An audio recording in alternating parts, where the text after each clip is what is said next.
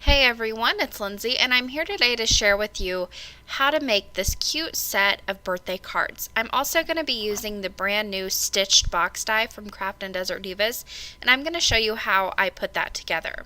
So the first thing I did was I took 3 of these little pandas from the Panda Holiday stamp set. This is brand new this January as well. And I stamped out 6 of these little guys, 2 each of 3 designs. So this set has you covered for about every holiday you might even think of, but I chose the little pandas with the heart balloon, the one with the party hat and the cupcake, and also the one with the little ice cream cone.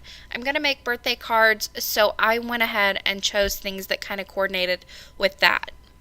So I stamped them with Memento ink and I colored them in with my alcohol markers. They were very quick coloring since there isn't a whole lot to color and they're so tiny.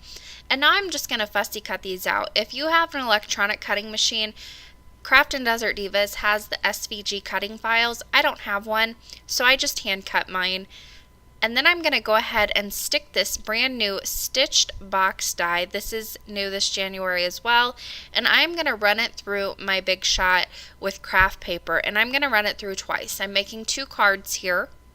Whenever I'm making multiples of a card, I like to do everything assembly line style. So I'm going to go ahead and cut 2 of these at once, and then I will bring out my paper trimmer. I'm going to zoom you in, and I use the cutting bar in here as my scoring guide. I do this all the time. That way I don't have to have that extra scoring tool lying around. So I've got my bone folder, and I'm going to go through and score all these little lines that aren't cutting lines, but they are scoring lines, and they're little stitches, and you'll be able to see once you actually cut out this die what I'm talking about if you can't see it quite as well in the video. So you really don't need to go and do all of this scoring on there.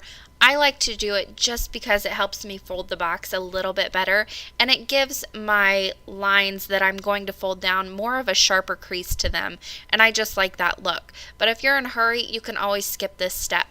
So I went ahead and I scored all the lines that needed to be scored. Then I'm going to take my bone folder and really crease those. So I'll fold up the way they need to go whenever it's said and done and put together, and then I'll just use my bone folder to really crease those.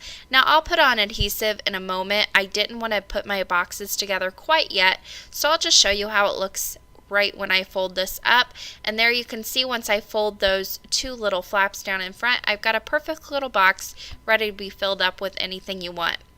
So I used the largest rectangle in the Crazy Stitched Frames die set from Craftin Divas, and I cut out 2 white panels while I had my Big Shot out.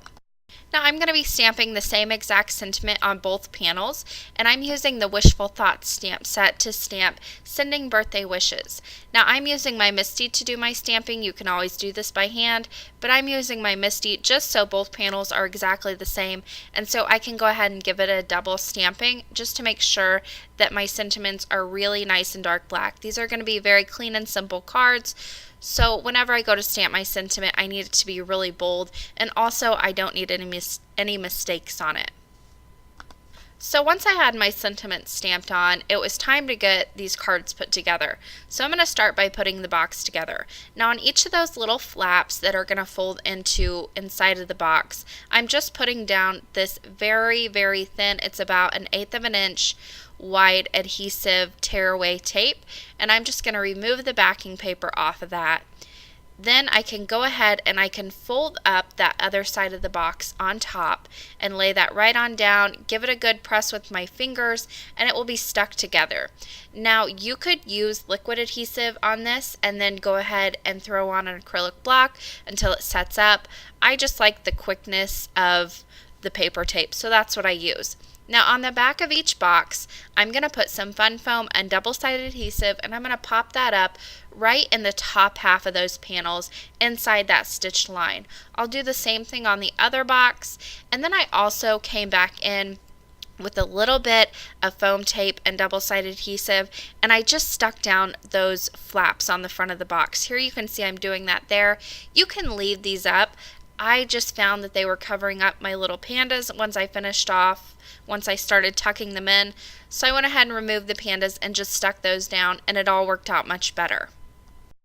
Once both boxes were on the cards, I started putting in my little pandas. So in each box, they're going to have 3 little pandas. So I'll do the cupcake panda and also the ice cream panda on the outer corners of the box. And then in the middle, I'm going to put the little panda holding the balloon. You can see he doesn't have a balloon. I didn't cut out the string. If you use the SVG file, you can. Fussy cutting, it's just too much work. So I'll just go ahead and tape down this little balloon right above the panda. And then I'll just draw in the line of the string with a micron pen in a moment. I also like doing it this way because then I can kind of move that balloon around so it's not covering up any of my other little pandas that are in the box too. So then I'll go ahead and do the same exact thing on the other box, and I'm using that same 1/8 of an inch double-sided adhesive on these as well. I just found it worked a lot quicker and everything stays in place really well whenever I use this. Liquid adhesive I like and I use it a lot. However, on something like this where I want everything to stick very quickly, I tend to go with my paper adhesive. I went ahead and stuck that balloon down as well, and then I'll go ahead and pull out my black pen.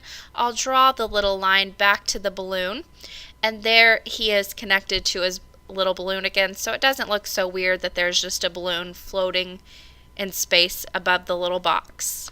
Now that finishes off my cards for today. If you wanted to dress these up a little bit more, you could always add sequins, enamel dots, whatever you might want. I like to keep mine clean and simple, so that's what I did. As always, thank you guys so much for watching, and I will leave you with just a few pictures.